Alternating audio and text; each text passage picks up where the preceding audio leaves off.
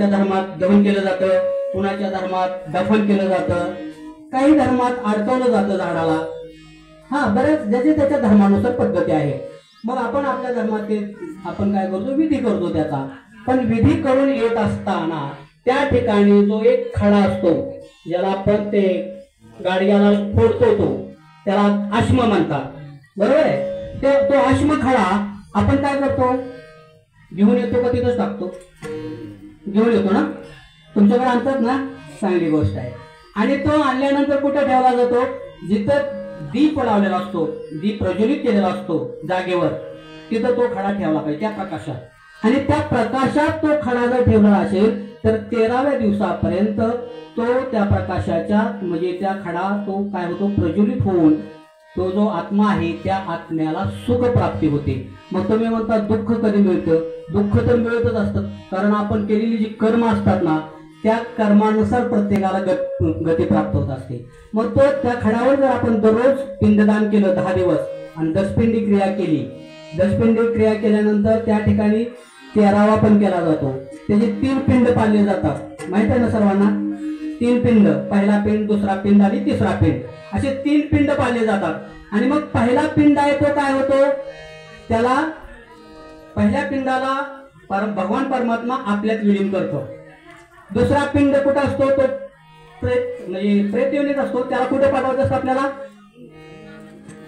पितृ लोकांमध्ये.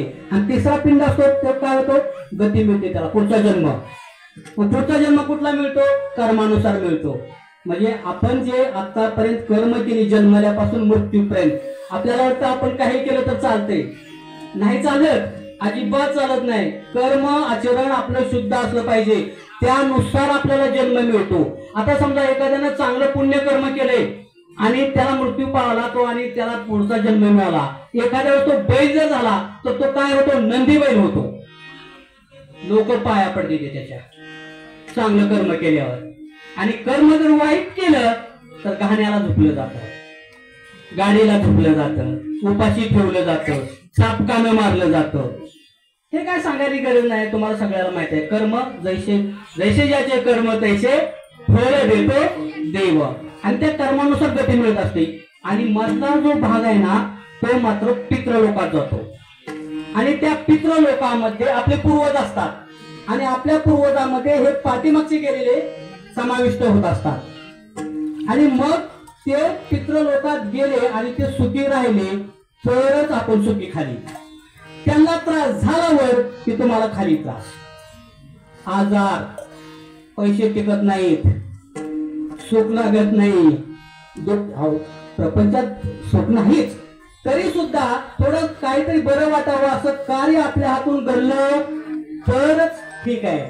जर तुम्ही हे कर्म नाही केलं तर मात्र आपली फजिती झाल्याशिवाय राहत नाही. आणि हे कोण मानत नाही, कारण वेदांनी जे लिहून ठेवलंय त्याच्यानुसार आपला हिंदू धर्म चालतो. आपला वारकरी संप्रदाय जे आपल्याला शिकवतो तेच आपण बोलतो.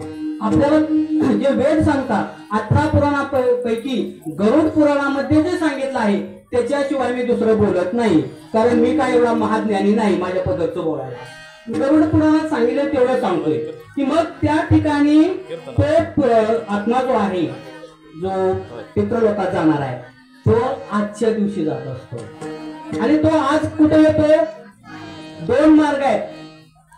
प्रवास कुठे चालू होतो? 13व्या दिवसापासून प्रवास चालू होतो. किती दिवस लागतात त्याला?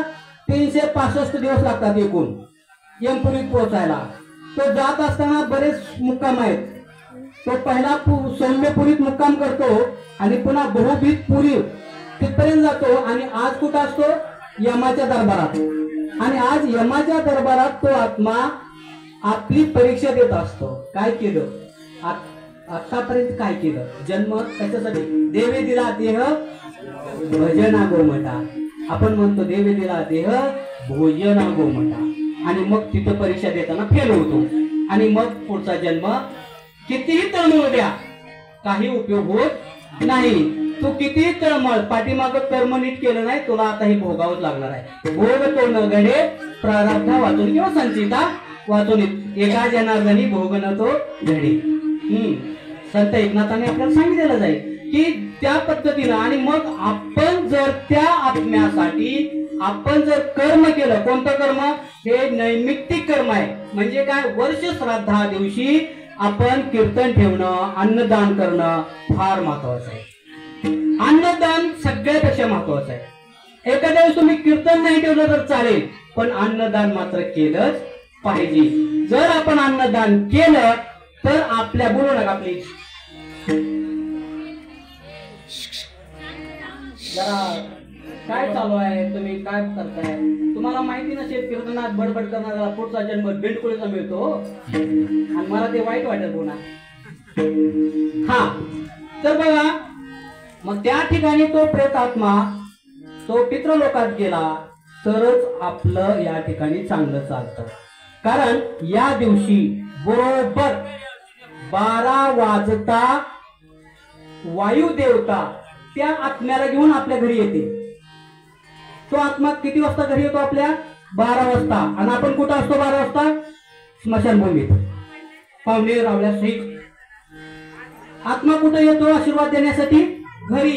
आणि आपण कुठं असतो? स्मशानभूमीत. मला सांगा, कसा आशीर्वाद द्यायचा त्यांनी? कुणाला आशीर्वाद द्यायचा? आणि लोक वेळेसाठी तिकडे जातात आणि तिकडे जाऊन थांबतात. तुम्ही जा तिकडं, पण नंतर जा किंवा पूर्वी जा. त्या वेळेच्या अगोदर तर जा किंवा त्या वेळेच्या नंतर तर जा. त्यावेळेस तुम्ही इथं आता फोटो मांडलाय ना, हा फोटो मध्ये चैतन्य येतं. त्यावेळेस असंच चैतन्य येते की आपल्याला वाटतं खरोखर येऊन बसते तिथं. एवढं चैतन्य येतं. का? तर तो वायुदेवता या ठिकाणी घेऊन येतो तो आत्मा या ठिकाणी. आणि मग तो आत्मा, वा काय सुंदर मंडप टाकलाय माझ्या मुलानं, कीर्तन सेवा ठेवली आहे, महाराज आहेत, गायक मंडळी आहेत, वादक आहेत, पेटी वादक आहेत, वा किती सुंदर नियोजन केले, अन्नदान केले, छान, तुमचं कल्याण हो, असा आशीर्वाद दिला जातो. आणि मग आत्मा इथून निघून जातो. आणि मग तो पितृलोकात गेल्यानंतर पितृलोक पूर्वची, अहो काय आता आहे का जन्म आपला? पुनरपी जनन पुनरपी मरण. किती वर्ष झालं जन्मतो, किती वर्ष झालं मरतो.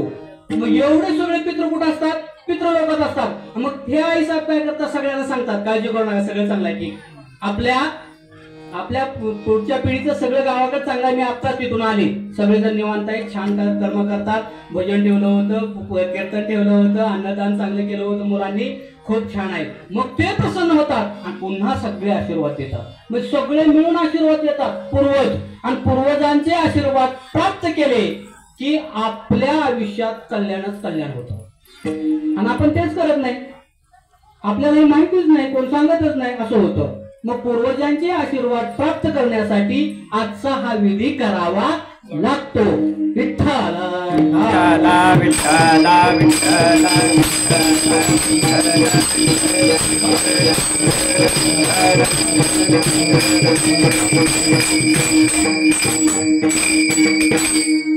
म्हणून आपण हा विधी प्रत्येकाने केला पाहिजे. आणि अन्नदान त्यांच्या पूर्वजाच्या नावानं ज्यावेळेस तुम्हाला वाटेल, तुम्ही फक्त देऊन पहा, अन्नदान करून पहा. सप्त्याला 1 लाख रुपये द्या, 10 लाख रुपयाचं उत्पन्न 100%. पण विश्वासच बसत नाही लोकांचा. सप्त्याला द्यायचं म्हणलं की हात इकडे बार मध्ये जाऊन 10-10 हजार रुपये घालवेल, पण सप्त्याला म्हणलं की पटी कमी पण बोलणं जादा असतं. देणार थोडं पण हिशोब द्या म्हणणार. ज्याने पंगत घालते, भरपूर देते, ते काहीच बोलत नसतात, कारण त्याला अनुभव आलेला असतो. ते म्हणतात जाऊ द्या ना, आपले कल्याण होते, दुसऱ्याचं आपण द्यायचं आणि मोकळा व्हायचं. बघा तुम्ही, जी लोक ज्यादा देतात ना, उच्चार सुद्धा करत नाहीत, सांगत नाहीत मी देतो म्हणून. त्यांनी 1 लाखाची पंगत घातली की त्यांचा तिकडे 15 लाखाचा फायदा असतो, त्यांना माहिती आहे, म्हणून तर ते करत असतात. आणि अन्नदान केल्याचा फायदा तुम्हाला माहित नाही. फार मोठं उदाहरण देतो. जगातील एक श्रीमंत लोक, रॉकफेलर नावाचा ग्रस्त होता, जगात श्रीमंत, 1 नंबर अमेरिकेचा, रॉकफेलर नावाचा. आणि डॉक्टरने सांगितलं आता मरतोय तो 6 महिन्यात म्हणून. संपला विषय. आता मला जगात श्रीमंत किती पैसा आहे माझ्याकडे, 6 महिन्यानं मरणार, काळजी करत बसलो. त्यावेळेस माझ्यासारख्याने एक जण सल्ला दिला, एक जा, भारतातून एक साधू आलाय, त्याची एकदा भेट घे, काय म्हणतोय का बघ. आणि म्हणून तो जगातील 1 नंबर श्रीमंत माणूस आपल्या साधूला भेटायला गेला भारतातल्या. त्यांनी बघितलं पण नाही. तो म्हणला पंतप्रधान सुद्धा उठून बसतो मी गेल्यावर, आणि तुम्ही माझ्याकडे पाहायला तयार नाही. तो म्हणला